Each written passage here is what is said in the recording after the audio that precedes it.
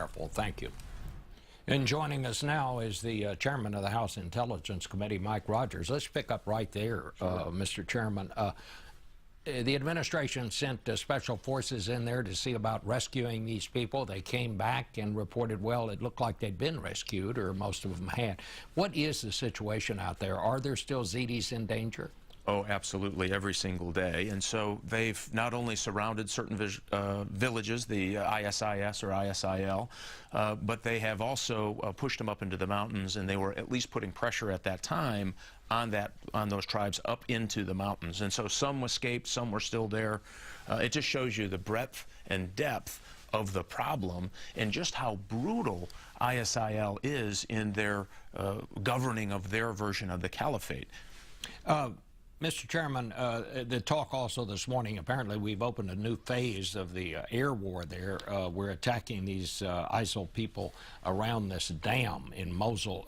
Explain to us what that's all about and the significance of this dam. Yeah, sure. So the Peshmerga, before, there was some reports that they had retreated from the area prematurely, and they were disappointing in their fighting. The problem was they were outgunned.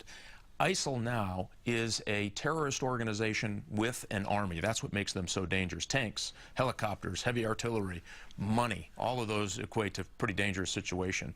So the Peshmerga had a strategic withdrawal, were armed up a little bit. Now they have some air support both from the Iraqi Air Force and the U.S. Air Force, and have made real progress around that dam. That fighting still continues as of this morning, but it looks like they're starting to gain the upper hand and pushing those ISIL units, the terrorist organization units, back away from the dam. It is a strategic asset and something that would be important to take before they moved into Mosul. Let me quote something to you. A senior U.S. official is quoted as telling Yahoo News that ISIL is now, and this is the quote, the most potent military force of any terrorist group in the world right now. I'd like to know, do you agree with that? And how do you rate right now the threat that terrorism poses to the United States, is to say where we were before 9/11? Yeah. And the difference here is that before 9/11 there was single-level threat streams coming into the United States, so pretty serious. Obviously they got in and conducted the attacks on 9/11. Now you have multiple organizations, all al-Qaeda minded, trying to accomplish the same thing. So ISIL has said that they want to take the people who have Western passports, and remember, they're flooding into this country. Thousands of individuals now signing up with ISIL to fight their jihad in Syria and Iraq have Western passports. That's what's so dangerous about this. That we also know that they want to conduct an attack, but so does al-Qaeda. And so now you have two competing terrorist organizations. Both of them want to get their credentials to the point where they can say, we are the premier terrorist organization. Both want to conduct attacks in the West for that reason. And guess what? That means we lose at the end. If either one of those organizations is successful, we lose. And here's something interesting, Bob. We've seen some very interesting relationships between AQ in the Arabian Peninsula, AQAP out of Yemen, and al-Qaeda on a very aggressive, I think the Attorney General said that it was one of the worst, or one of the things keeps him up at night, and I would concur with him. That is an attack that many believe is going operational, and that's what we should be worried about. Do you think that we're in greater danger now than perhaps we were before 9/11? I do, again, only because the threat matrix is so wide and it's so deep. We just didn't have that before 9/11. So when you get a terrorist organization that holds land the size of Indiana, has tanks, helicopters, they think it has as much as $1 billion in both precious metals, currency, and by the way, is selling oil on the black market to the tune of about $1 million a day, according to some analytical product. That means you've got a severely dangerous organization that is beheading people. And here's the thing.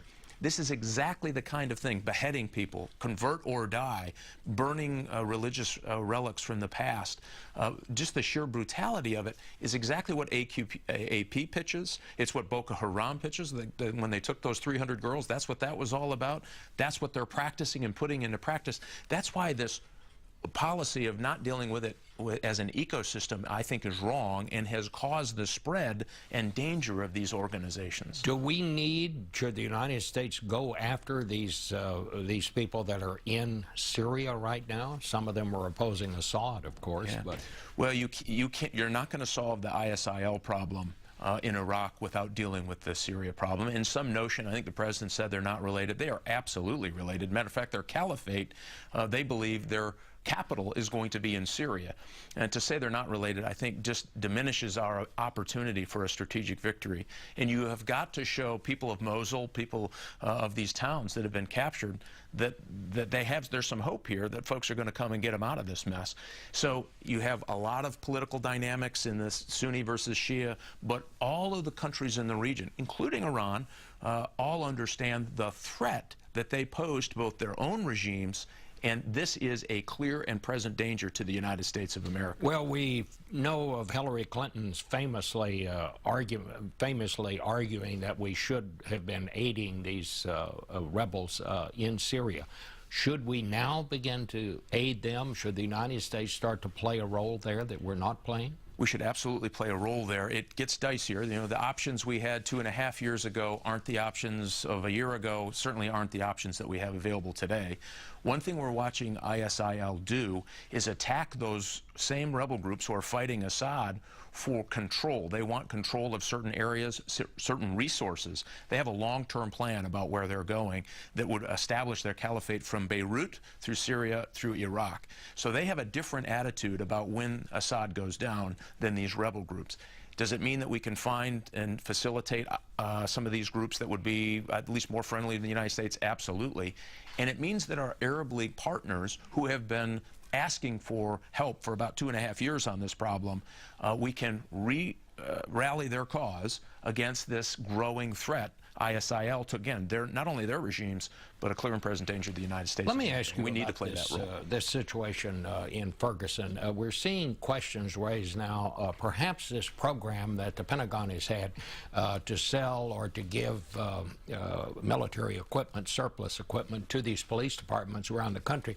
While it was a good idea, it seemed like a good idea at the time, some people are saying maybe this militarization, this look that it gives local police forces may do more harm than good. Well, every instance should be, I think, gone through very closely and tried to make sure that the equipment that they have is used in the right circumstance. There are circumstances where police officers have been outgunned in the past, which got us to this SWAT teams, these tactical teams with heavier weapons, because they were outgunned. And it's all about that force continuum. As a former FBI agent, a law enforcement officer, you're taught about that force continuum. And when do you escalate force? Obviously, your first goal is to de-escalate the problem. It appears that they may have reacted a little quickly with that, on that force continuum, when they decided to deal with certainly the protesters. Hard to say, sitting 1,000 miles away, but I will tell you that you have to have at least police officers with the ability to have something to meet those particular challenges. Thank you so much, Congressman. Thank you. Back in a minute.